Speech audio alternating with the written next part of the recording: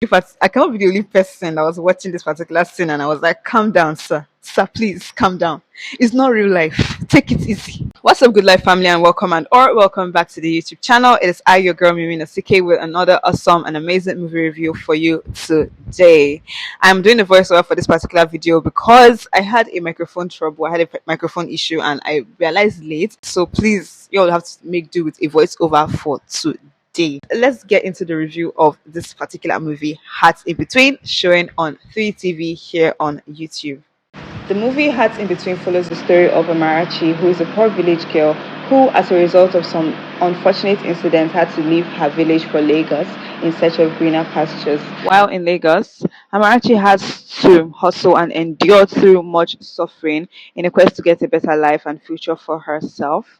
She ends up finding love in Lagos and some other good stuff at the end of the day. So, if you are simply a romantic fanatic or you just love movies where people end up winning, I guess this particular movie would be your cup of tea. If you've seen this movie, do well to share your opinion about the movie in the comment section. The notable faces on this particular movie are Frances Ben, who is the lead actress in this particular movie, and Timini Egbuson, who is her co-lead, as well as some other actors that I haven't seen enough on my screen to know their names off the top of my head. Before I move over to what I would like to call the minor flops in this movie, I would love to commend all of the good aspects of this particular movie. Firstly, I'd love to commend the overall visual concept of this movie, the way the locations and the props align with the tone and story of the film, especially the ghetto areas. The whole idea of showing, like a typical keke park setting, as opposed to just using a setting where it's just the main actor and his keke and probably like his friend. The whole idea of using a full pack with all the noise, all the hustle and bustle that comes with like a typical Nigerian keke park in the suburb, the dirt and every single thing, it just conveyed the culture and helped to add realism to the scenes. For the cinematography and sound, I think the audio video quality was actually fairly good. I love the soundtrack that usually comes up whenever Osas and Amara together. It just really complemented the whole energy and vibe between Osas and Amara, and I love it. I'm all for how well the movie depicted the struggles of adulting in the lives of unaided young adults in Nigeria, like Amara and Osas. I love the subtle depiction of the struggles of firstborns in a typical low class African setting where there is so much pressure on one person to be everything to everyone at the same time, and how life in Nigeria doesn't even go easy on you when you have nobody, like Osas, how he graduated school with a good grade and he couldn't even get a good job. He's forced in this particular movie to settle for menial jobs just to make ends meet, and how his life just changes automatically when he finds somebody. I really, really cannot even go anywhere without commending Timini Egbuson and Francis Ben and the way they ate their roles up and nailed it to the T. Personally, I feel like that was the main highlight of this particular movie for me. I would also believe that it was the main highlight of this movie for most people because it was actually what kept me watching till the end. I also think his brother and his friend, I think they played their roles well. But then you see Amara and Osaz, stop it. At some point, you actually even forget that that was like a real movie. You forget that it was a movie and you begin to feel like it's real life because of the way there was like the energy between them, top notch, the chemistry, top notch. I like, if you know Timini, you know the vibe that he brings. He's someone that I love to call a chemistry machine because he's just he just easily is so fluid whenever it comes to his romantic roles. How well he's able to portray that lover boy character. I don't think anybody does it better as far as the whole of this YouTube Nollywood street is concerned. I think he's a chemistry machine, in my opinion, right? So share your own opinion about how you feel about it in the comment section. I would love to hear how you feel because I mean, if you go to even the comment section of this movie, everybody's just all about bad boy T. You get me? So I love Timini. I think he does really great in the romantic genre, and also the actress Frances Ben. I love how her own person. I love how she was able to flow with Timini's energy, and the both of them just came together and they just created something magical. Very commendable. And now let's talk about the minor flops. In as much as we cannot take away the fact that Timini and Frances portrayed their characters perfectly and had amazing chemistry, I cannot deny the fact that this movie was a bit disjointed. And that's just in my opinion, right? I feel like there was like a lot of noise in this movie, and by noise I mean irrelevant elements that do not or did not in any way contribute to the story and just ended up drawing focus and attention away from the actual focal point of the movie. You know the whole drama between Angela and Osas? I felt like it was absolutely unnecessary because I don't see how that drama fits into the overall story. If they hadn't added that unnecessary drama between Angela and Osas, the movie would have pretty much still gone the same way. Like the story wouldn't even have changed a bit. For me, I just felt like it was unnecessary time wastage, considering that Angela's body language did not follow with the emotions she was trying to portray at all. I just felt like there was an attempt at making the movie complicated and full of suspense, but they only succeeded with the complicated parts because the suspense was not thrilling. It was just, for me, I was just like, can we stop all this and just get to the point? I honestly, there are sometimes where you're watching like a movie that's supposed to be like a suspense kind of movie. It is thrilling to watch, right? You want them to keep on, giving you heart attack. But then this particular one, I was like, please, let's just get to the point. Let's just get to the point. I'm all for drama in movies because, like, why are we here? But then, if a movie is like going to be dramatic, if there's going to be like unnecessary drama on the side, at least let it be entertaining, let it be interesting. I didn't find the whole drama that was going on between Osaz and Angela, plus the one that was now happening in Angela's family. I didn't find it entertaining. I didn't find it, interesting in any way. It was just sort of like a bore for me. And I know I can't be the only one who is like tired of the whole car breakdown scene in Hollywood movies where a rich girl has to, like, whenever a rich girl has to meet a poor guy, it is always the car breakdown scene. I'm tired. Like there should be another way, Abby. There should be another way where like a rich girl can meet a poor guy in the hood. It doesn't have to always be her car broke down. One thing I've noticed about like Nollywood movies, especially simple films like this particular one, anytime there's like a super rich girl that they want to meet someone that's probably going to be her love interest, that is like a guy in the ghetto or in the hood, it is always something about a car. If she's not driving past and she splashes water on him, it's going to be that her car broke down and then he now happens to know a thing or two about cars and has to fix it. Or her car breaks down again, she's stranded. There are some guys in the hood that want to like take advantage of her. He saves her, becomes a superhero, and he saves her. Or her car breaks down, people come around and they want to like rob her. He becomes a superhero, like this particular one now, where she almost got robbed and then he saved her and swung into action and helped her to like get all of her stuff. I mean, like it's really, really, really cliche. And I just feel like there should be more creative ways where a poor guy can meet up with a rich girl who is going to be like a love interest in a movie without car breaking down. Let cars not be breaking down again in 2025. I beg. There should be like a more creative way, and that's just in my own opinion. But then you can disagree, and we can agree to disagree, right? Next, I cannot even go any further without talking about the bad acting by Angela, her mom, and her friend, especially. I don't even know. Like I just feel like it's a tie. I can't even say who was worse between the three of them and the barrister. There was just something unnatural about the flow of energy between Angela and her mom. The whole atmosphere around them just felt really tight, dry, even between Angela and her friend, considering that that was like supposed to be the only friend she had in the movie. I was expecting some kind of platonic chemistry, to be displayed, but then it was just dry energy all the way. I was really, really disappointed. I don't even get me started on how the friend looked. For me, Angela's friend, this particular movie came off like an afterthought in the movie. Because what was that hair do? The outfit, what was that? Right?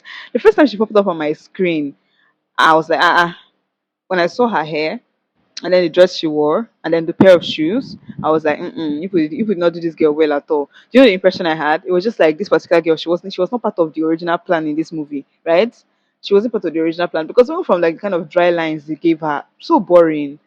It's just like maybe they had already gone far in the movie, made like a budget for everybody's wardrobe and how everybody's supposed to dress, their costume and all of that. And then now remember that, oh, Angela should have a friend in this movie. Then I just quickly call her and be like, please just come, just come. Don't worry, wear whatever you have, anything you have, just manage because in this particular movie she's supposed to be a rich woman. So what do you mean these outfits? Like I know I cannot be the only one that actually found her outfit in this particular movie questionable for someone that's supposed to be a rich young girl. I mean, Angela's wardrobe was fire. Angela's wardrobe was fire. I can't even lie. And her mom actually did dress well. Every other person's costume was in check. Every other person's costume was in order. Timini's overall look, quite debatable. I'll talk about that one in the later part of this video. But then, Angela's friend. I mean, come on now. So overall, I think the acting of Angela, her mom, and her friend was poor. To be quite honest, I'm not saying this from like a malicious point of view. It's just basically my own opinion. I found myself always wanting to skip whenever like Angela, her mom, or the friend popped up on my screen in this particular movie. But then I needed to follow up with the story properly just to understand it better. they could have done better with like the lines they gave them and coordinating their overall body language. Angela's mom's own is even the worst. From the way she was speaking, like someone who was reading what she was saying off like a book or something. She was speaking, the way she was speaking, the unnecessary accent, her body language, it was just giving robotic, right? So what I said about Timini's own appearance being questionable. Now listen to me carefully so you don't misunderstand me. I'm all for Bad Boy CEO because me, I like Timini. I like Timini because Timini they act fire. But I just feel like Nollywood, yeah, there's something they do where somebody becomes is seen or recognized to be a good actor or actress to the point where they just leave them alone and allow them to do whatever. And I just feel like Timini is one of them because this, like I said before, is debatable. You can agree with me, you can disagree. We can agree to disagree. But then tell me how you feel about it in the comment section. I would love to hear someone else's opinion and just be sure that I'm not just, tripping and then it's not just me with too much wahala. I feel like Timini sampling his fine tattoos in this movie somehow clashed with the narrative of his character for two main reasons, in my opinion. Number one, for a struggling keke driver who could barely feed, those tattoos look too posh and clean for what his character would have been able to afford, especially in the ghetto area. Considering that this guy has like so many responsibilities on his head, he can hardly even get food to eat. He doesn't even have savings. He can hardly afford luxury stuff. Look at the phone he was in this particular movie. Now tell me where these tattoos are coming from. If you see hood tattoos, if you see ghetto tattoos, you would know. But then, Timmy's tattoos are giving posh, prim and proper, done in like an expensive tattoo artist place. Now, Timmy coming up on our screen, I'm not saying like he should tear his skin off and go for like skin surgery or tattoo erasing just because he wants to play a role of a poor guy. But like I'm just saying, like in a role like this, where he's very poor and they are trying to give us the impression that he's really, really poor, they can actually do him some justice by wearing him clothes that do not actually show off the tattoos because the tattoos were really glaring in our faces. I can't even lie. To me, he's a fine boy. I can't even lie. He's a fine man, right? All of the tattoos they really complement his overall personality in real life. But then in a movie where he's playing the role of a poor, struggling keke driver who can hardly eat 3 square meals in a day, those tattoos have no business being sampled like that. For me, I just felt like, the way Timini was dressed in that movie, he wasn't dressed quite shabbily as you would expect for someone who is poor and struggling. Not like everybody must look like their problems, but then like with the clean t-shirt that Timini was wearing, those clean tank tops and fine t-shirts he was wearing, plus those beautiful looking tattoos. I mean, he wasn't looking poor like that in the movie. Does that make sense? He wasn't really looking poor like that. Plus that clean haircut. I mean, like all of those things coming together separately on their own. If he had just been like wearing regular casual shirts and probably shorts with a clean haircut, you know that okay, he's just a struggling guy that wants to look good. But then the combination of those beautiful looking tattoos plus those clean looking shirts and tank tops he was wearing plus the clean haircut, it wasn't really giving poor. In as much as he's good with his acting, but I just feel like his overall appearance should complement the role he's acting. Does that make sense? And then secondly, let's assume he could afford it. Let's assume his character could afford to pay for the tattoos, which is highly, highly debatable because somebody that cannot eat 3 square meals in a day, you don't have any business paying for those kind of tattoos. But let's assume he could afford it in the movie. Does anybody agree with me that his character did not come off as someone that would want to get a full body of tattoos because he was supposed to be a calm, down to earth kind of guy who was like really focused and all about chasing small money to just survive. So, follow. Like anyhow you want to look at it, the tattoos no follow. If you want to look at it from the aspect of his finances, he's not supposed to be able to afford to get those tattoos in the movie. And then if you now want to look at it from the aspect of his person, okay, let's assume he could afford it. His character did not come off as the kind of person that would want to get a full body of tattoos. So the tattoos do not actually align with this particular role, in my opinion. But then you can disagree. It's just my opinion, and you don't have to accept it. And then I guess that's basically all of the minor flops I was able to pick in this particular movie. Overall, I rate this movie a 5 over 10, and that's because of the efforts put into the film, the location, the props, the video, the audio quality, the soundtrack, etc. I don't think this movie was really interesting, to be quite honest. It was like the only main highlight of this movie was the romance between Osas and Amara. That was like what carried the movie, in my opinion, and that was like what kept me glued to the screen till the end. The drama between Angela and Osas, Angela and her mom, really unnecessary and was quite boring. If you're going to add unnecessary scenes to a movie, at least let them be interesting. And that's basically all that I have to say. And before I go, I beg, that barrister is very fine. Let's not lie. Let's give honor to him, honor is due. The barrister, fine guy. I want to see him in another movie, but maybe he should try and be a lot less robotic in his next movie. But the guy is fine. I can't even lie. I guess we have come to the end of this particular movie review. If you enjoyed this video, I beg, help me subscribe. Subscribe to this channel, subscribe to this channel. Help me to give this video a thumbs up. That's really, really encouraging. So please, if you enjoyed this video so far, please subscribe to the channel. Give this video a thumbs up if you enjoyed watching it. Leave your comments in the comment section. Engage in this particular post. It really, really does help with growing my channel here on the YouTube space, and turn on post notifications to get notified whenever I post or some movie reviews like this one. And that being said, we have come to the end, and until I come onto your screen again, I remain your girl Mimi Nasike, and I love you all. Thank you so much for watching. Bye guys.